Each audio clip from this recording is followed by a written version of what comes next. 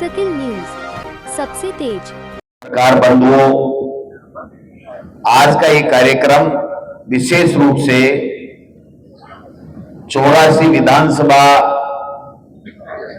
उपचुनाव को लेकर के तमाम प्रमुख कार्यकर्ताओं के साथ एक संवाद, एक वार्ता, संगठन की मजबूती की चर्चा और आने वाले समय में हमें किस मेहनत के साथ आगे बढ़कर के कांग्रेस को मजबूत करनी है, इसको लेकर के है।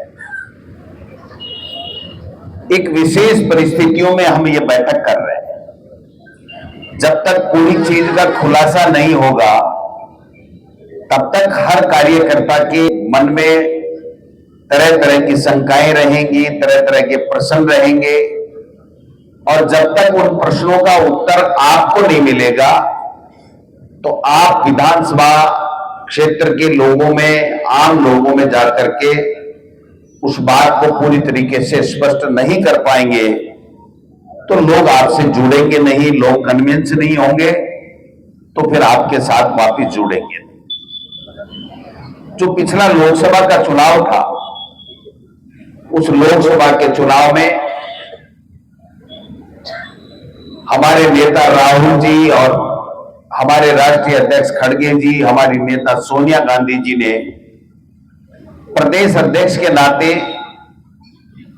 मुझे और तमाम बड़े नेताओं को एक संदेश दिया कि हमें भारतीय जनता पार्टी, मोदी जी की सरकार 10 साल से इस देश में शासन कर रही है, तानाशाह हो गई है, संविधान को नहीं मानती है, संवैधानिक संस्थाओं का दुरुपयोग करती है, लोगों से वादे किए थे वो वादे पूरे नहीं कर रही है, आम व्यक्ति दुखी है, पीड़ित है, कोई काम भलाई का नहीं करके केवल पार्टियों को तोड़ना, सरकारों को गिराना, अपनी सरकारें बनाना, येन केन प्रकारेण डराना, धमकाना, नफरत फैलाना, धर्म के आधार के ऊपर लोगों को बांटना और जैसे तैसे सत्ता हासिल करना रह गया है, और इसलिए देश के लोकतंत्र को खतरा है।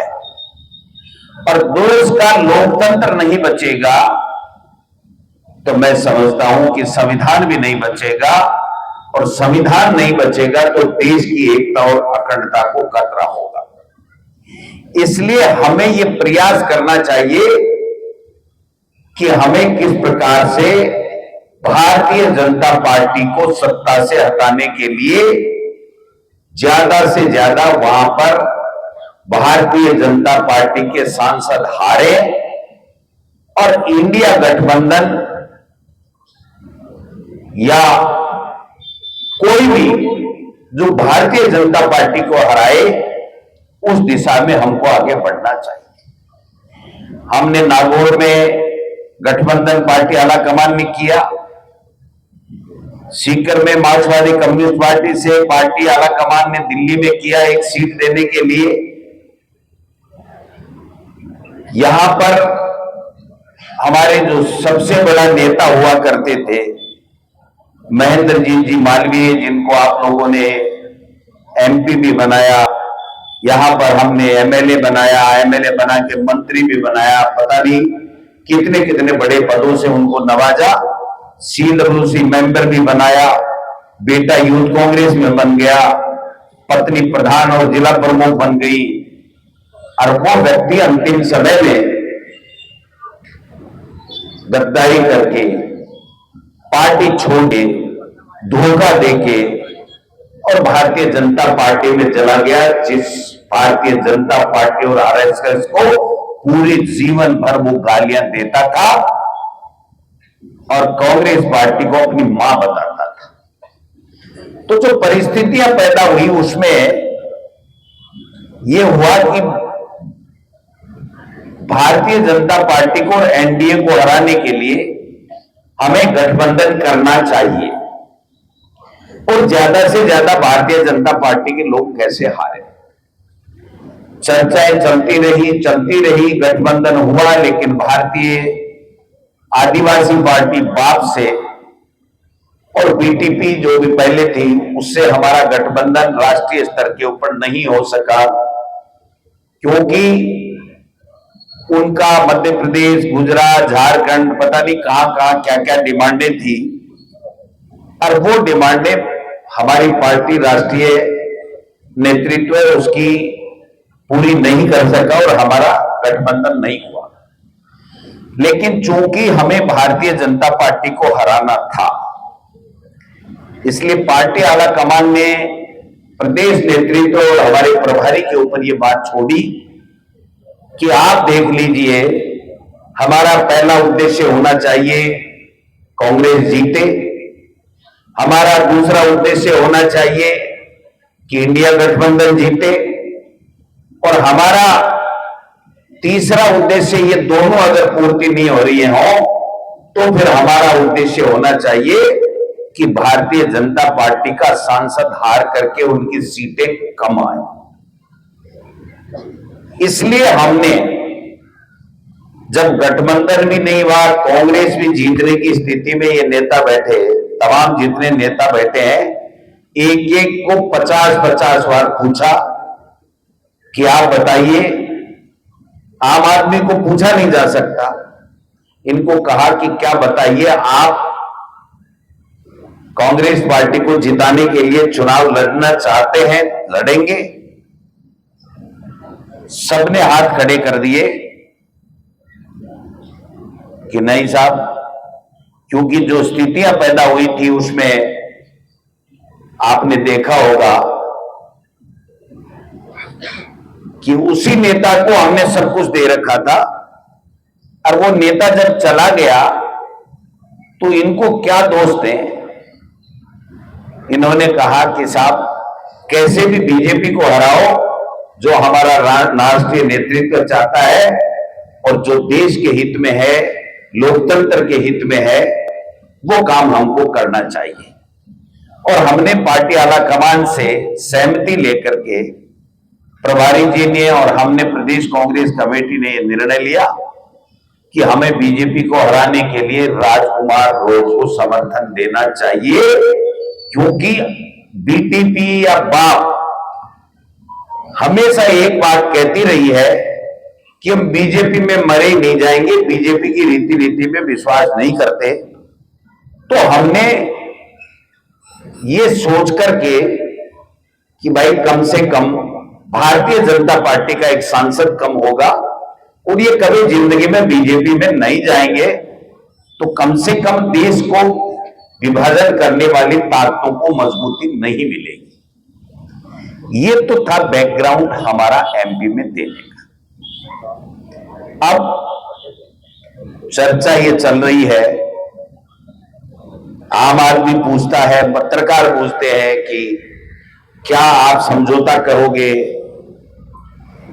क्या समझौते में सीट देंगे, छवों पे लड़ेंगे, नहीं लड़ेंगे।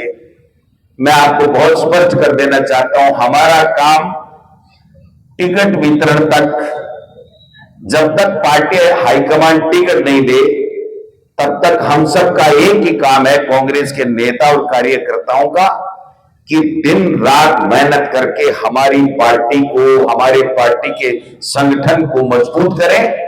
उस दिशा में हम लोग काम करें। अगर आपके पास ताकत है, आप जीतिए, कहीं किसी से समझौता करने की 1% भी आवश्यकता नहीं है। और अगर आप में दम ही नहीं होगा तो भाई साहब आपसे समझौता करने भी कोई नहीं आएगा। आप में इतना दम होना चाहिए, इतनी ताकत होनी चाहिए, इतनी ऊर्जा होनी चाहिए, इतनी सामर्थ्य होनी चाहिए कि आप ये कहेंगे कांग्रेस पार्टी जिसने देश की आजादी से लेकर के जो स्वर्णिम भारत देख रहे हैं, विश्व की सबसे बड़ी शक्ति के रूप में जा रहा है, उस कांग्रेस पार्टी के कारण से, कांग्रेस पार्टी की देन है, उन महापुरुषों की देन में है जिन्होंने आजादी दिलाई, और उन नेताओं की जो देश की एकता और अखंडता के लिए अपने प्राण न्योछावर कर दिए, चाहे वो इंदिरा जी हो, चाहे वो राजीव जी हो, तो ऐसी स्थिति में हमारे पास काम, जो प्रमुख काम है कि हमारी पार्टी को मजबूत करें, हमारे पार्टी के संगठन को मजबूत करें, और इस संगठन की मजबूती के लिए हम लोग आपके बीच में आज आए हैं कि हम आपसे चर्चा करके कैसे पार्टी को मजबूत करें, जिससे हमारी पार्टी, जो आज पूरी मोदी जी और मोदी जी की सरकार की चूल्हे हिला के रख दी है राहुल गांधी और खड़गे साहब ने, कि आप देखते हैं कि वो लोकसभा और राज्यसभा में हमारे नेता खड़गे साहब और राहुल गांधी जी का सामना नहीं कर पा रहे। अब रहा सवाल 84 का, किसको उड़मा दें, किसको उड़ाना दें। अभी मैं सुन रहा था हमारे नेताओं को, मैं इनका आदर करता हूं, हो सकता है मेरे से वरिष्ठ है, बराबर के भी होंगे, कोई 1-2 साल कम भी होगा, गणेश छोटा है, भगोरा साहब बड़े हैं, अर्जुन बामणिया जी बराबर के हैं, सब आपको ऐसे समझा रहे थे कि ये करना चाहिए, वो करना चाहिए, ये करना चाहिए। लेकिन मैं आपसे नेताओं से पूछना चाहता हूं कि ऐसी क्या परिस्थिति आ गई कि हम 84 में 70,000 वोटों से पाप से बीटीपी से हार गए। ऐसी क्या नौबत आ गई, ऐसा क्या हो गया। वो कांग्रेस पार्टी जिसका आजादी से लेकर के 70 साल का स्वर्णिम इतिहास है, इतनी योजनाएं, इतना काम, इतना विकास का काम, और कल के नौजवान आए, चर्चाएं की, युवा साथियों को साथ लिया और बड़े बड़े नेताओं को धराशायी करके चले गए। हम केवल अखबार में भाषण देने, प्रेस कॉन्फ्रेंस में भाषण देने तक सीमित रह गए। हम लोगों को, उसमें मैं भी हूं, आप भी हो, ये जो बैठे हैं या जो नहीं आ पाए, इनकी गांव में, ढाणी में, इनके मोहल्ले में जाकर के पूछना पड़ेगा कि आपकी तकलीफ क्या है। अगर आपकी कोई दिक्कत है तो कांग्रेस पार्टी के हम नेता आपके साथ खड़े हैं, कंधे से कंधे मिलाकर के आपके सुख और दुख में हम साथी हैं, आपके साथ खड़े हैं। अगर ये बात हम कर लेंगे तो कोई बड़ी बात नहीं है, कोई समझौते की बातें ही नहीं चलेगी। इसलिए मैं आपसे निवेदन करना चाहता हूं, अपनी पार्टी को, इस संगठन को मजबूत कीजिए। हमारे पास यूपीए सरकार हो, चाहे कांग्रेस की सरकारें हो, चाहे हमारी पिछली 5 साल के अशोक गहलोत जी के नेतृत्व की कांग्रेस की सरकार हो, इतने दुनिया भर के काम किए हुए हैं। अगर उन कामों को मैं गिनाने लग जाऊं तो रात की 11 बजे तक भी वो मेरा स्पीच खत्म नहीं होगा।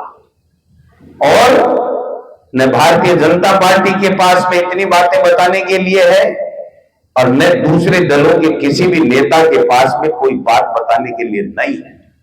लेकिन हमने कर ले, नहीं कर ले, भाई साहब ये कर लो, वो कर लो, आप में जरूरत ये होनी चाहिए, हम में जरूरत ये होनी चाहिए, मैं मेरे को भी शामिल करते हुए कह रहा हूं कि साहब फैसला पार्टी वाला कमान का मानेंगे, लेकिन हमारा फैसला है, कांग्रेस कार्यकर्ताओं का फैसला है कि हम मजबूत हैं, हम जीत के दिखाएंगे, हम कोई समझौता नहीं करेंगे। उसके बाद में अगर अपने में जीतने की ताकत है, अपने जीतने में है, तो फिर कोई फैसला करता है क्या, कोई देता है क्या दूसरे को, किसी को? आज तक तो नहीं दी। ये देने की नौबतें ही तब चल गई जब हम 70,000, 60,000, 50,000 से हारने लग गए और हम तीसरे नंबर पर जाने लग गए, तब जाकर के ये स्थितियां पैदा हुई हैं। इसलिए मैं तो मेरे को शामिल करते हुए मैं नेताओं से आग्रह करना चाहूंगा, विनम्र निवेदन करना चाहूंगा, इनको ज्यादा कहने की आवश्यकता नहीं है। ये तो इस बरसात के मौसम में यहां आकर के सुबह से बैठे हैं कि हमारे नेता, कांग्रेस पार्टी के नेता आ रहे हैं, हमें चलना है, उनको सुनना है, उनका स्वागत करना है। सुधरना हमको है कि हम कैसे लोगों के बीच में जाकर के वापिस वो संबंध स्थापित करें कि कांग्रेस ही कांग्रेस थी, 156 भी कांग्रेस, उससे पहले 160 भी 200 में से कांग्रेस आई थी, और कांग्रेस के अलावा कोई नाम लेने वाला नहीं था। पूरे हिंदुस्तान में बीजेपी की 2 सीटें थी, वो बीजेपी आज शासन में चली गई। वो कल तक कोई बीटीपी बाहर कोई दूसरी पार्टी थी नहीं, अस्तित्व नहीं था। वो गुजरात से अपना नाम लेकर के आए और हमारे बीच में से विधायक बन गए, अपनी पार्टी खड़ी करी और वो विधायक बन गए। अपने बलबूते के ऊपर कह दिया हम तो एमपी लड़ेंगे, और हमको सबको मजबूरी में उनके साथ होना पड़ा क्योंकि हमें बीजेपी को रोकना था। तो ये उनकी कमजोरी है, हमारी कमजोरी है। जब हमारी कमजोरी है तो हमें हमारी कमजोरी को दूर करना पड़ेगा, और अगर हम हमारी कमजोरी को दूर नहीं करेंगे तो वो दिन दूर नहीं जब ये लोग आए हैं ये भी आना हमारी सभाओं में बंद कर देंगे। ये मैं आज कहना चाहता हूं। इसलिए आप चलिए गांव गांव ढाणी ढाणी ग्राम पंचायत में, मैं गोविंद डोटासरा पार्टी का प्रदेश अध्यक्ष होने के नाते आपके साथ हर बूथ में चलने को तैयार हूं। आप हिम्मत रखिए, मेहनत कीजिए। हमारे पास बताने के लिए बहुत कुछ है, गिनाने के लिए बहुत कुछ है। काम का अधिकार दिया कांग्रेस ने दिया, वोट का अधिकार दिया 18 साल के नौजवान को कांग्रेस ने दिया। स्कूलें खोली, कॉलेजें खोली, सड़कें बनाई, नहरें बनाई, बांध बनाए, कांग्रेस ने बनाए। राइट टू एजुकेशन, अनिवार्य शिक्षा का कानून दिया, कांग्रेस पार्टी ने दिया। इस बीजेपी ने दिया क्या आप बताओ? नोटबंदी, कोई फायदा हुआ किसी को? 1 रुपए का फायदा हुआ नोटबंदी से? राफेल में घोटाला, इलेक्ट्रल बॉन्ड में घोटाला, सीडी में घोटाला, अडानी के साथ घोटाला, अंबानी के साथ घोटाला, सारे एयरपोर्ट बेच दिए, सारे दुनिया भर के संस्थान बेच दिए, और हम के मुंह की तरफ देख रहे हैं। हमारे नेता ये कहते हैं भाई साहब एक एक में समझौता कर लो। शर्म आनी चाहिए, हम में इतनी हिम्मत होनी चाहिए। हम क्यों कर ले किसी से समझौता? हमारा लक्ष्य होना चाहिए कांग्रेस पार्टी जीते, और हमारा लक्ष्य होना चाहिए भारतीय जनता पार्टी हारे। अगर हम जीतने की स्थिति में है तो किसी से समझौता करने की आवश्यकता नहीं है।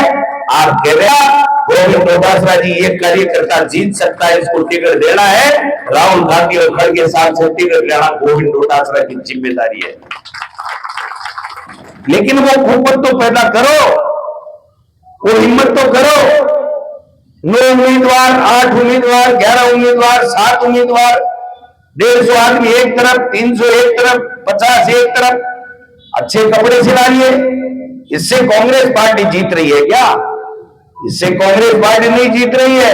आवेदन करना, टिकट मांगना सबका अधिकार है, लेकिन जब कांग्रेस पार्टी फैसला कर लेगी ये कांग्रेस का उम्मीदवार है तो उसके बाद में पीछे मुड़ के देखने की जरूरत नहीं है। कांग्रेस पार्टी हमारी मां है। इस मां ने जिस फैसला कर दिया, पार्टी आलाकमान ने जो फैसला कर दिया, उसके साथ तन मन से लगना चाहिए। हमें बड़ी तकलीफ हुई थी जब हमने छोड़ा था।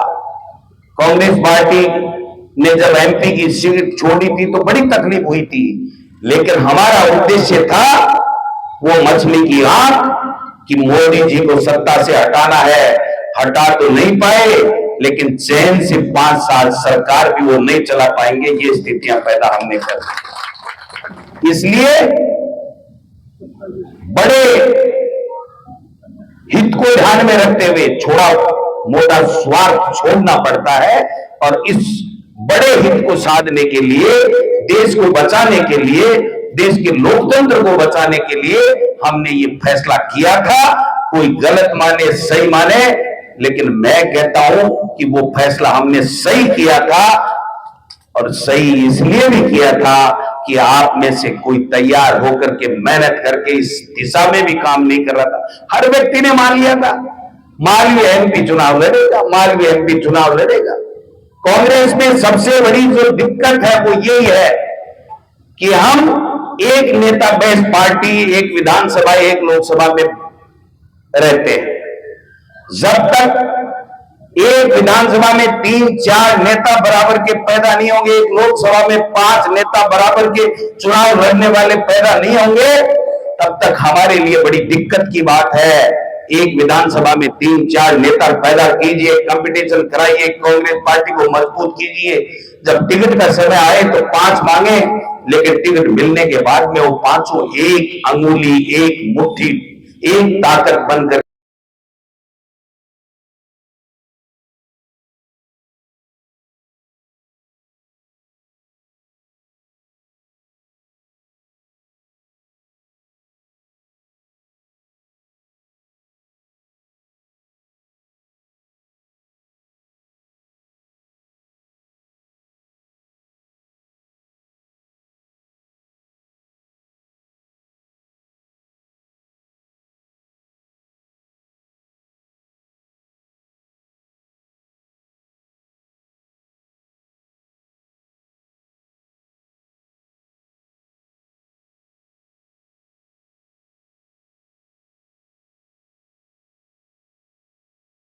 डूंगरपुर जिले की लेटेस्ट खबरें सबसे पहले देखने के लिए सकिल न्यूज को सब्सक्राइब और लाइक करें।